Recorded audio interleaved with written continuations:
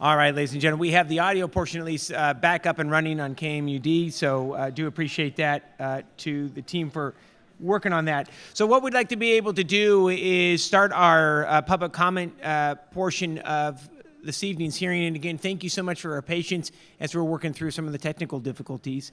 What we'd like to be able to do is offer any one of you to please come up to the mic right here in the center of the room.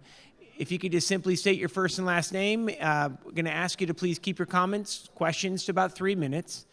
As I said during the panelists, not trying to be pushy, want to make sure that we have as many individuals are able to speak. We then have a microphone over here to our left where our panelists will answer your question. Sir, welcome, and thank you so much for attending tonight. Thank you, and thank you for having this forum. It's great. Thank you. My name is Robert Sutherland, and I represent the Humboldt-Mendocino Marijuana Advocacy Project. Your legislation needs some serious revision. The new legislation has badly hurt small growers and producer counties because the big dispensaries will get huge grows, 4 acres indoor or outdoor. They can grow all they need, and so local producers will have no place to get rid of their product in that kind of situation. Even sellers of bongs and vape pens have to have a dispensary license, and I just find that incomprehensible. So I would join in our various prominent local attorneys in calling for non-registration by most people. We need to preserve the black market until Sacramento can right itself. The new laws reek of new taxes and fees. Odious fees can by themselves kill small farming. You also have stabbed the medically needy. 243 allows local jurisdictions to overturn Prop 215 by allowing the ban of cultivation and all other marijuana activities by patients cultivating tiny gardens for themselves. 643 imposes sanctions on medical people who recommend marijuana beyond its most severe medical uses. Already, it is very difficult to find a medical person who will recommend marijuana because of the huge wall of intimidation against them. 266 provides that employers may deny any employee the right to use medical marijuana, even if there is no legitimate reason to do so. These bills each have some measure of action against the community, and I ask that you please revise them. Thank you. Thank you so much, sir. I know I have some comments I'd like to be able to respond to that. I don't know if Simliman, you would like to, you want me to start off on that? So, a few items. One, this legislation that was advanced, I think, represents the most significant step that this state has seen in our history when it comes to medical marijuana. And I'm going to go back to where it all started. Is any piece of legislation perfect? Absolutely not. But I do want to clarify some of the statements from my own belief. But I do believe that this legislation is going to protect the North Coast. There were previous iterations of the legislation that could have been focused simply on large indoor grows throughout this state.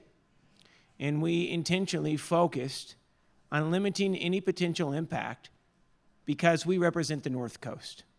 And I got to tell you, there were individuals from throughout the North Coast in the offices of dozens of members making sure that small family farmers will always have a seat at the table. That is why, for example, that we brought forward the whole issue of appellation. That is why we did not bring forward what you see in Oakland, is where you have a large dispensary growing all of their medicine all in one location. That is why you have a tiered system to ensure that not one entity can own the whole stream of a system. Very similar to what we have with the Tied House laws when it comes to alcohol in this state. And I also believe eventually we are going to get to a point that Humboldt County will be just like Napa and Sonoma as is with wine. A couple of issues I'd like to be able to clarify. On fees, I'm going to be really candid. There are a lot of individuals in Sacramento think that the industry hasn't had to pay any fees for 20 years.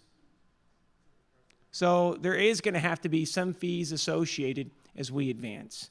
On the issue of licenses, intentionally, licenses have been left up to the locals. So the local brings forward a license, the state would have to issue. Is it going to cost some dollars? Absolutely. But just like with any industry, there are a few bad apples. The vast majority of individuals on the North Coast are small family farmers, and they've been farming for generations. Am I right? But we all know there are individuals out there that are bad actors. And that's unfortunately why we have to have rules and regulations, because of those outliers. And I have to tell you, whether it's state agencies like Fish and Wildlife, the DA, the Sheriff's Office, the Regional Board, they do not have the personnel to be able to push back against those bad actors. And our environment is paying the price here on the North Coast, candidly. And I think we can all point to examples of that. And then the other issue, there is language for doctors. And at the same time, though, it's only for those who are the worst offenders within the medical industry. As far as still being able to issue cards, can absolutely happen. But there have been some examples, if you go to the medical board, of some bad actors who are also physicians. And there are some concerns that the governor had with that. And frankly, some of them were legitimate. So I do think, is this a perfect slate that we've advanced? No. And we have to remember, we're coming out of prohibition. It's going to take 10 years at a minimum to be able to clean up the challenges that we've had for the last 20. But that is why we're here tonight. I got to tell you, and I think the Assemblymember will say this as well, the state has not been nearly as active, as engaged as they should have been in years past in the North Coast. Am I right? And that is why we are here bringing agency representatives to all of you 29 days after this law has been enacted. Because you should not have to be able to venture over to Sacramento. We need to come to you. And we come to you in the very beginning of this to make sure that we're able to make rules and regulations that will work for all of you. And that is our continued commitment now and into the future. We are committed to ensuring that Humboldt County is going to thrive in the years to come. I'm going to turn it over to the Assemblyman. I'm sorry that I yapped on, but to be able to talk a bit about it. No, and I'm not going to repeat a lot of the comments that the senator made, because he hit the nail on the head. I will hit a couple of things, though. I own my own small business for 27 years. I understand what it's like to be in a highly regulated industry. I'm a dentist by training. I'm regulated up and down by multiple agencies for the same thing oftentimes, and the fees can be really onerous. I made a good living. I figured out how to navigate the system. We can't go to that extent that quickly with an industry like this, and maybe we should never get to that point, because quite frankly, I felt like I was overregulated. And so I for one am very, and I know the senator and I know my colleagues are very sensitive to that. We cannot go from, like I said, we cannot go from 0 to 100 on the fees and regulations, or we will do exactly what we don't want to do, is promote the black market even more. That would be hugely problematic for everyone. And so that's one of the reasons we want the state agencies to hear that today. So as we move forward, we've got to have a system that works well and it is participatory on both sides. They need to learn from you just as much as you need to learn from them, and that's got to be cooperative. And that's one of the reasons we're here today. With regards to one of the issues that brought up regarding 243 and patients and caregivers, that was one of the drafting errors that has been fixed. That is on the governor's desk. The compromise language was struck with the Drug Policy Alliance, with ACLU, with the police chiefs, with the CSAC, and the RCRC group. So that issue has you.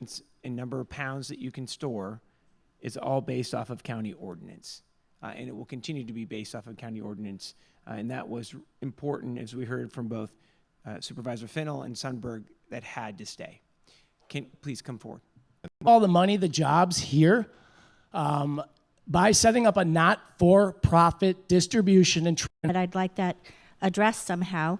The other comment that was made earlier was spirit that, do I have a minute? Just about 30 more seconds. Okay, Yes, please. so the other thing is that if I'm for it or against it, no matter what happens, if it's legalized or not, I will still deal with the same living conditions. You have Housing. 1 minute. Small business. Guess what? Thank you. Really good addition Coming into the world. side.